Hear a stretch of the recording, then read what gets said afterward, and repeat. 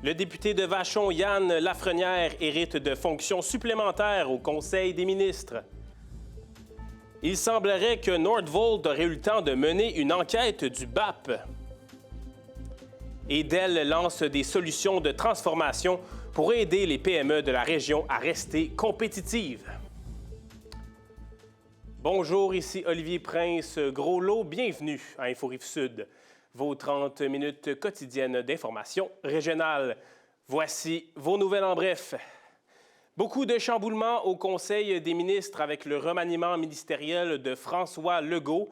Les ministres ont été assermentés mercredi après-midi à Québec et plusieurs élus de la Rive-Sud sont touchés.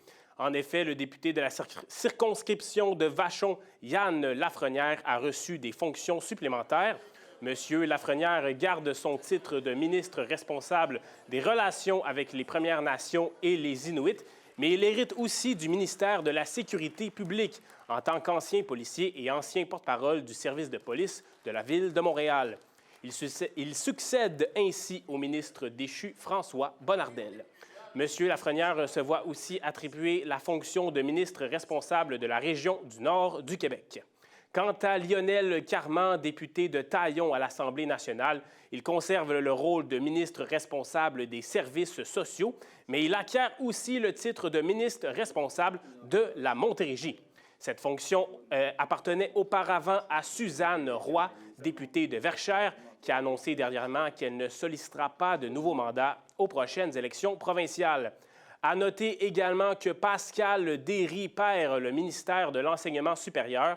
Elle sera dorénavant ministre de l'Emploi. C'est Martine Biron qui la remplace à l'enseignement supérieur.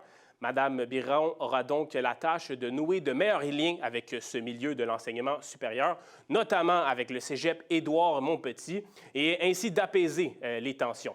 Car rappelons que le syndicat des professeurs du cégep d'Édouard-Montpetit avait mené une mobilisation dénonçant les compressions budgétaires dans le domaine de l'enseignement supérieur plus tôt cet été. L'entrevue à ce sujet, menée par Info Rive-Sud, est toujours disponible sur le site web de TVRS.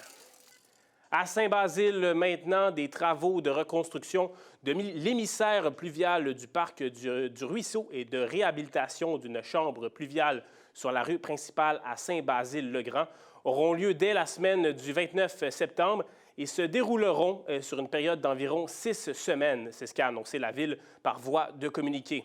L'émissaire pluvial du parc du Ruisseau est une conduite souterraine située entre l'intersection des rues Bella Vista et la principale, ainsi que le ruisseau Massé, reliant le réseau pluvial de la ville et le cours d'eau où se rejettent les eaux pluviales. De plus, la Ville affirme que ces eaux en provenance des fossés ne peuvent plus s'écouler vers la chambre pluviale de la rue principale en raison de l'érosion autour de celle-ci. La chambre doit ainsi être réhabilitée. Le coût approximatif de ces travaux est de 980 000 $. Ceux-ci sont prévus au programme triennal en immobilisation 2024-2026 adopté par le Conseil municipal. Durant les travaux, des entraves partielles et complètes de la circulation sont prévues à différents moments. La circulation locale, l'accès aux entrées charretières des résidences et aux établissements ou commerces, dont le centre de la petite enfance Plaisir d'enfants, seront quant à eux maintenus la majorité du temps. Toutefois, lorsque l'accès devra être limité ou interrompu, les citoyens concernés en seront informés au préalable. Enfin, des entraves partielles impacteront certaines portions du parc du Ruisseau. De plus, la portion de la piste cyclable longeant la rue principale entre la rue Bella Vista et le ruisseau Massé sera fermée pendant la durée complète des travaux de reconstruction de l'émissaire du parc. De la signalisation sera mise en place pour aviser les citoyens de sa fermeture temporaire et de chemins de détour à emprunter. On se tourne maintenant vers notre journaliste maison, Betty Desjardins. Bonjour, Betty. Bonjour, Olivier. Donc, un autre accident qui est survenu avec un camion, donc impliquant un camion sur l'autoroute 30. On en avait déjà vu un là, il y a quelques semaines. Oui, donc c'était aux alentours de 4 heures du matin ce mercredi, causant une fermeture à proximité de Saint-Bruno de Montarville. Aucun individu n'aurait été blessé. D'après la Sûreté du Québec, le camion semi-remorque se serait renversé et aurait pris en feu. Donc, le service de sécurité incendie de l'agglomération de Longueuil était également sur les lieux. Je me suis entretenue avec Marc Cadieux, qui est le président de l'Association du camionnage du Québec. Il a eu des informations de sources non officielles, donc concernant concernant les causes possibles de cet accident. Donc, voici ce qu'il avait à dire. Ce chauffeur aurait dépassé largement ses heures de conduite. On me parle de 50 quelques heures au-delà. Ce chauffeur-là était muni d'un GPS lui donnant les trajets pour éviter les postes de contrôle routier Québec. Donc, l'autoroute aurait été fermée pendant plusieurs heures, mais une réouverture serait en cours depuis environ 14 heures, donc avec une patrouille retenue. Et voilà, je le mentionnais un peu plus tôt, mais c'est d'ailleurs le deuxième accident impliquant un camion poids lourd sur l'autoroute 30 depuis la fin du mois d'août. Exactement. Donc, le 27 août dernier, il y a également eu un accident qui a causé le décès d'une mère et son fils. Également, 4 autres personnes ont été blessées. Donc, Info Rive-Sud s'est entretenu avec des citoyens et des citoyennes pour savoir comment ils se sentaient par rapport à ces récents accidents et savoir s'il y avait des solutions à proposer. Donc, voici ce qu'ils avaient à dire. La fatigue au volant, je crois, moi. Les chauffeurs, là, ils ont des... Comment je te dirais? Ils sont obligés de faire des runs, là, puis le trafic qui bloque à tout bout de champ, puis ils sont trop longtemps sur le chemin à cause de ça. Moi, j'étais un ancien camionneur. Et puis, il y en a beaucoup, des autos, ça est arrivé plusieurs fois. J'ai jamais eu d'accident, par exemple. Mais il y a plusieurs fois que, on dirait qu'ils tiennent dans les autres, puis là, on va pas assez vite pour eux autres. Fait que là, ils passent à côté de nous autres, puis ils nous coupent. S'il y a une voie réservée aux autobus, ils devraient peut-être les mettre dans la même lignée, vu qu'ils sont gros puis hauts en hauteur, comme les autobus. Bien, une voie séparée, oui. Ça serait bon, mais c'est de la grosse argent, ça, là, une voie séparée, là. Monsieur Cadieux, de ce côté, ne croit pas nécessairement qu'ajouter une voie supplémentaire pourrait être une solution.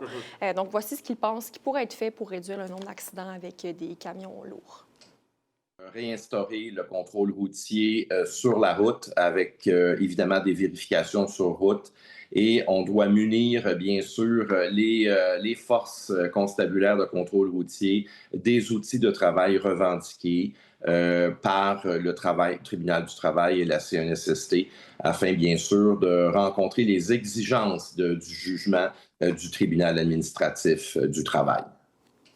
Donc, je rappelle que depuis mars dernier, le tribunal administratif du travail interdit aux contrôleurs routiers d'effectuer des patrouilles sur le terrain, donc ce qui signifie qu'ils sont obligés à opérer depuis leur poste de contrôle.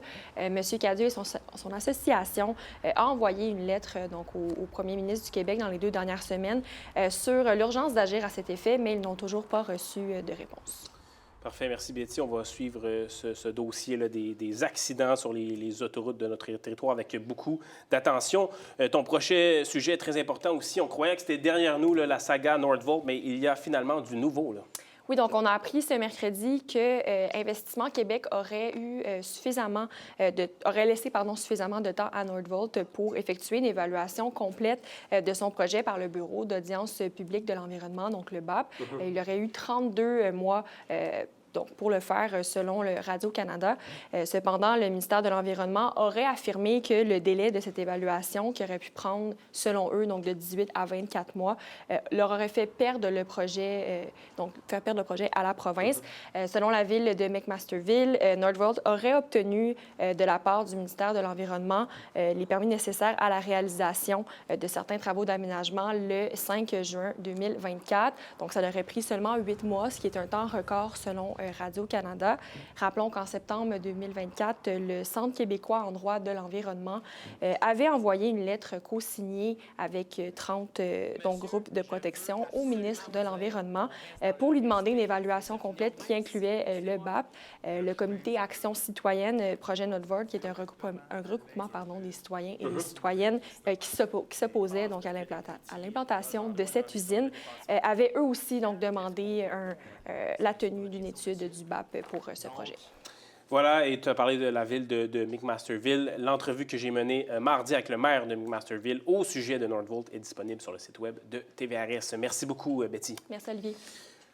Après la pause à Info Rive-Sud, on se penche sur les solutions de transformation du développement économique de l'agglomération de Longueuil. Restez là.